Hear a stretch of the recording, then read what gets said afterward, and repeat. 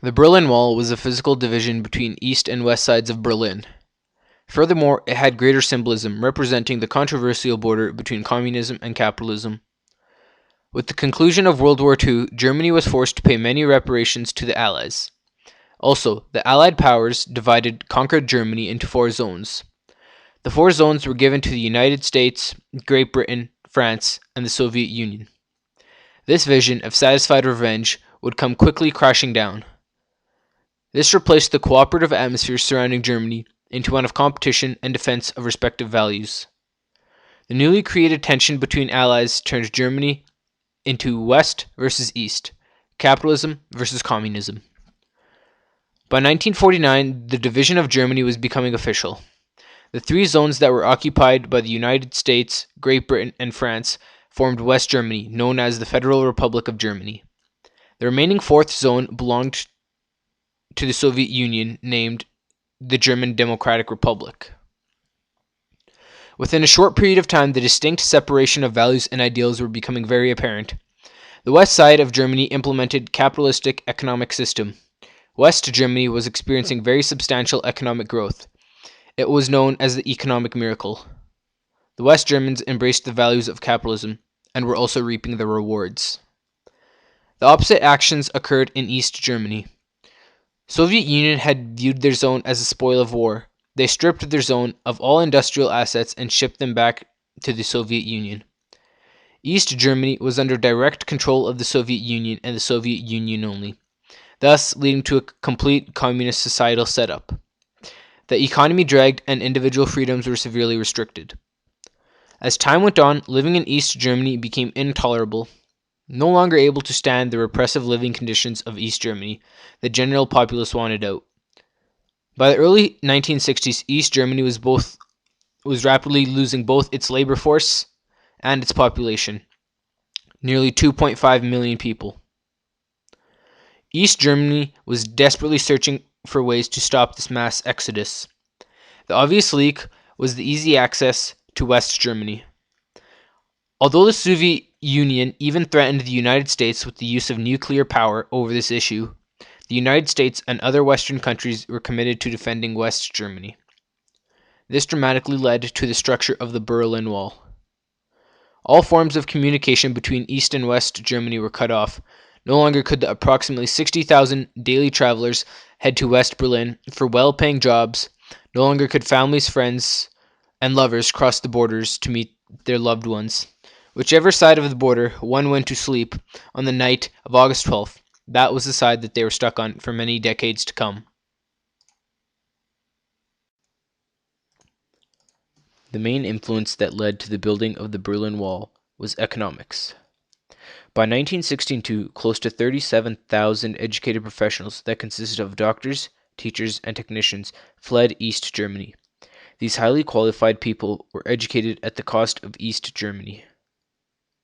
East Germany was not intending for this to happen, even though West was practicing capitalism. Being a new state, East Germany needed its educated people to rebuild the country after the results of World War II. The benefits of both economic systems were being taken advantage of. Majority of the youth population would benefit from social programs including free education in East Germany and then returning to West Germany to reap the rewards of a competitive economic system. In order for East Germany's communist inspiration to spread, this needed to stop. There were four key players regarding the Berlin Wall. For one, President John F. Kennedy.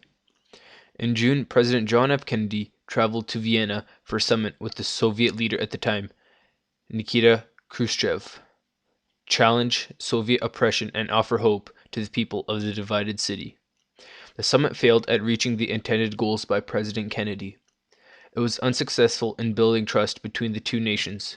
In addition, the tension was increased of the two nations regarding the divided city of Berlin. During the summit, Khrushchev threatened to cut off Allied access to West Berlin. On July 25th, Kennedy announced that military force may be required in West Berlin to protect its rights. Nikita Khrushchev. This man led the Soviet Union during the times of the Cold War. He served as the first secretary of the Communist Party of the Soviet Union. He issued an ultimatum giving the Western countries, mainly USA, 6 months to agree to withdraw from Berlin and make it a free, demilitarized city. It was the events that occurred at the Vienna summit with President Kennedy that enticed Khrushchev to proceed with the building of the Berlin Wall.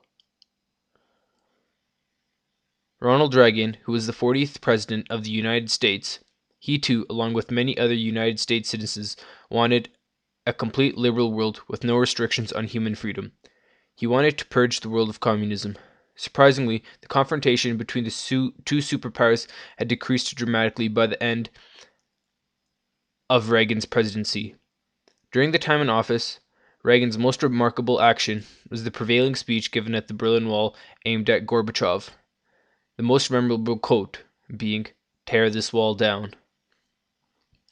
Gorbachev served as the General Secretary of the Communist Party of the Soviet Union from 1985 until 1991, and as the last head of state of the Soviet Union. Gorbachev could be credited with the fall of the Berlin Wall. The fall of the Berlin Wall was not big news in Russia, neither was it a surprise. It was logical consequence. It was solid proof that the ideal utopia that Karl Marx idealized was not achievable. People in West Berlin lived better than in the Soviet Union. The Soviet Union was inadequate. This was common sense. Saying it openly, however, was a breakthrough. His reforms were aimed at preserving and renewing the country. It was his faith in socialism, his human instincts and justice within the system that set Eastern Europe free.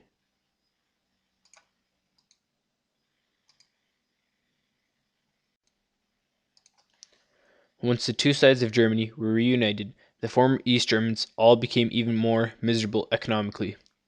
At first, they could not find work. It was a totally different playing field for them. Jobs were not government funded. It became reality that East Germany was broke. All of the money the East Germans had invested in pension plans and life insurance policies. They all became diminished with the fall of the German Democratic Republic. East Germans had to learn all new things about technology and ideas that were a product of capitalism. Another outcome was the effect that it had on the 40 plus generation. The union of both sides of Germany had the biggest effect on the 40 plus generation. There was no re education system, no introduction of how to take advantage of this new political system.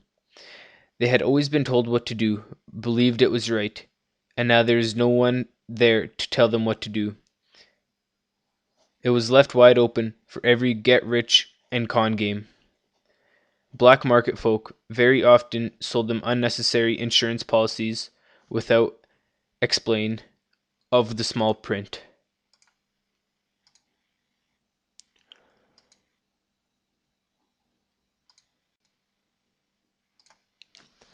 The role of the United States in the situation of the Berlin Wall was very simple: to take down the Berlin Wall, because it threatened the liberty of citizens overseas. Very little had been done in attempts of settling the tension between Russia and the United States, as well as terminating the Berlin Wall, until Reagan was in office. Most Americans celebrated the fall of the Berlin Wall as a sign that international relationships were going well for the United States, as well as a stunning victory for democracy and individual liberty. The role of the Soviet Union in regards to the Berlin Wall was to preserve communism in East Germany, and the only way that was achievable was to make sure that the wall stood. They did it. They did so by enforcing communism all over East Berlin. However, as the wall stood longer and longer, the role of the Soviet Union on the Berlin Wall changed. Evident An incident that occurred during the times of the Berlin Wall was the U-2 spy plane incident. On May 1st, 1960, the Soviet Union shot down a US U-2 spy plane and called the flight an aggressive act towards the Soviet Union. Nikita Khrushchev declared that the Soviet Union would not take part in any scheduled summer conference in the US with the US, Britain, and France unless the US immediately stopped flights over Soviet territory, apologized, and punished those responsible. The Cuban Missile Crisis. The Cuban Missile Crisis was the closest the world ever came to a nuclear war. The United States armed forces were at the highest rate of readiness ever, and the Soviet commanders in Cuba were prepared to use battlefield nuclear weapons to defend the island if it was invaded. In 1962, Soviet Premier Nikita Khrushchev considered the idea of placing intermediate range missiles in Cuba. A deployment in Cuba would double the Soviet strategic arsenal and provide a real deterrent to a potential U.S. attack against the Soviet Union. The Prague Spring of 1968 is the term used for a brief period in time when the government of Czechoslovakia, led by Alexander Dubek, seemingly wanted to democratize the nation and lessen the overlook the Soviet Union had on the nation's affairs. The Plague Spring ended with the Soviet invasion, the removal of Alexander Dubek as a leader, and an end to reform with Czechoslovakia. Hungary in 1956 seemed to sum up all that the Cold War stood for. The people of Hungary and the rest of Eastern Europe were ruled over by Communist Russia. Anybody who challenged the rule of Stalin and Russia paid the price. The death of Stalin in 1953 did not weaken the grip of the Soviet Union had on the people of Eastern Europe and Hungary. On October 23, 1956, students and workers took the streets of Budapest and portrayed their issue. Their 16 points included freedom, more food, the removal of secret police, and the removal of Russian control.